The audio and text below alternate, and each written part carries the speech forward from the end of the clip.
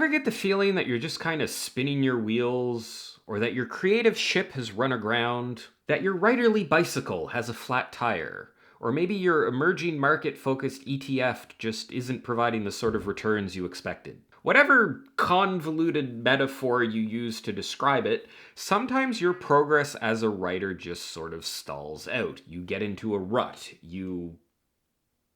Okay, I'm all out of metaphors, I'm sorry. Today, we're going to talk about 5 signs that you've stopped improving or progressing as a writer and what to do about them. It is totally normal to have lulls and plateaus and periods in your life where you are not really seeing much improvement, and part of growing and learning as a writer is to push past that. So today, we're going to share some of these signs and what to look out for and what to do about them. All right, sign number 1 that you are not making progress as a writer, you're just kind of writing the same stuff all the time. You know the feeling. It's Friday night, the kids are at the park or wherever, and you look at your novel from across the sink as you're rinsing the last dinner dishes, and then feel this sort of obligation to do some writing, even though the novelty and the spark has long since disappeared. Wait, what were we talking about? Growth and development as a writer often comes through expanding your horizons. Trying new and interesting things is how you get there. There is something to be said for lots of practice in one particular area. Competency develops through repetition. You need some experience in, say, a genre or a medium to truly understand and become proficient at it. But remember that moving outside of your core area of expertise can have big benefits. This might mean trying some short stories if you're mostly a novel writer, might mean experimenting with a different genre than what you normally write in, maybe writing a more dialogue-heavy style if you haven't tried that before is the way to go. Any routine will get stale after a while. Familiarity is comfortable in a way, but you won't really grow if you're always doing the same paragraphs, if you're always writing the same paragraphs. Sign number 2 that you aren't progressing as a writer, you always abandon projects in the same place. Any writer worth their salt has drawers and drawers full of partially completed projects that ended up going nowhere. Ideas that didn't pan out, novels that just didn't work, characters who you just couldn't bring to life. This is a normal part of the writerly experience. However, abandonment of projects, especially if it's happening consistently in a similar place or at a similar point in that project, can be a sign that you're avoiding something. The things that are hard to do are also usually the things that you need to do if you want to get better. Maybe you abandon novels in the middle and haven't learned to push through to the end. Maybe you can whip out a first draft, but you really struggle with sitting down and revising it. Maybe you've got a polished manuscript, but hitting send on that query letter email is something that you always just find an excuse not to do. If there's a part of the process that you've never moved past, or you struggle with moving past, you need to recognize that and figure out how to move past whatever it is. Growth often lies in stretching your capabilities, and in order to do that, you have to do things that you're not necessarily comfortable doing. Sign number 3 that you aren't making progress as a writer, you consistently desire for things to be easy. This is more of an attitude that tends to result in a lack of progress rather than an actual thing that leads to a lack of progress. Something that I myself have struggled a lot with in the past and still do to an extent in the present, is the avoidance of difficulty. At the base of this is the desire for things to be easy. Not for your capability to increase, but for the difficulty of whatever it is we want to achieve to be lessened. But this is a very dangerous attitude to have.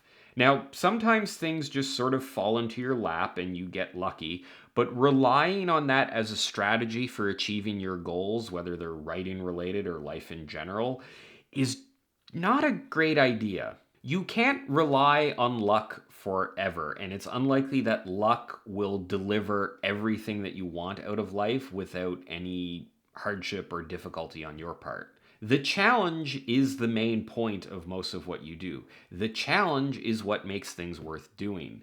Valuable endeavors, whether that value be monetary or achievement or something else less tangible, These things are valuable because of the trade-offs that need to be made in order to achieve them. Writing a good novel is a valuable thing, partly because it's something that's challenging and difficult to do. And trying to reduce that challenge often also reduces the value. There are things that you can do to make writing easier. There's no virtue in things being more difficult than they need to be. But the best things you can invest your time and energy into are the things that make you stronger, things that improve your capability. Learning to write when you don't feel like it increases your capability. Overcoming the dreadful cocktail of self-doubt and imposter syndrome through proper regulation of your emotions makes you stronger in the face of those things. Reinforcing good habits through practical application of new information that you acquire also builds up your skills, which increases your capability. You should stop wanting things to be easier and instead desire and strive to be the person who can handle things when they aren't easy. Sign number 4 that you aren't improving as a writer: you're watching a lot of content, even if it's writing content.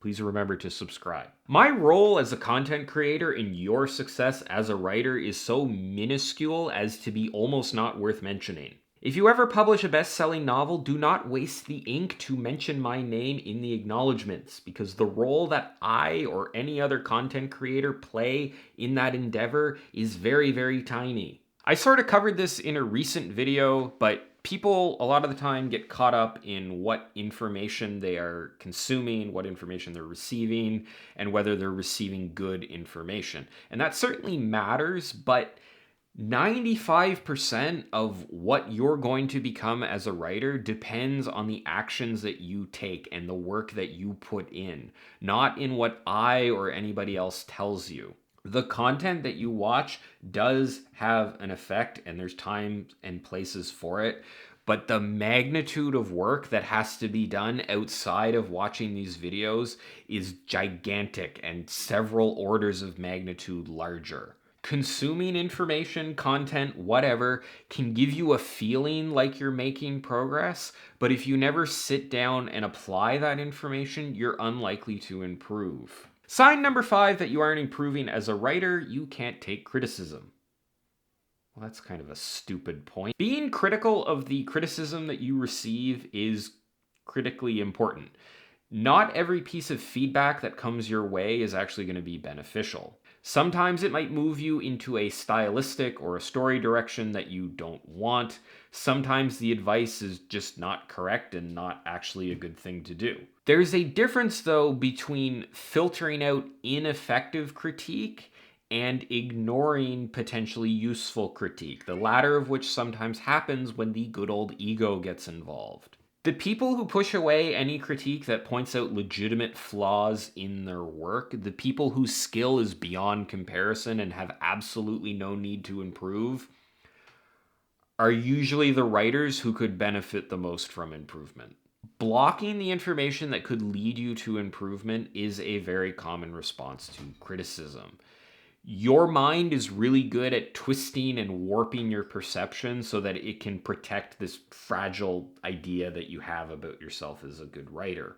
Enduring that criticism, which often involves very public revelation of your writing's flaws, is the price you pay for improvement. If you find yourself routinely rejecting criticism, if you're not open to what your beta readers or your critique partners or your writing group or your editor or whoever, if you're not open to what these folks are saying, then you might not be willing to pay the price for improvement, and that's a sign that your progress has stalled out. Speaking of prices to pay, you owe me $5 for watching this video. Don't worry, it will come out of your bank account automatically. YouTube knows how to do that. I'm just kidding, that's not actually true.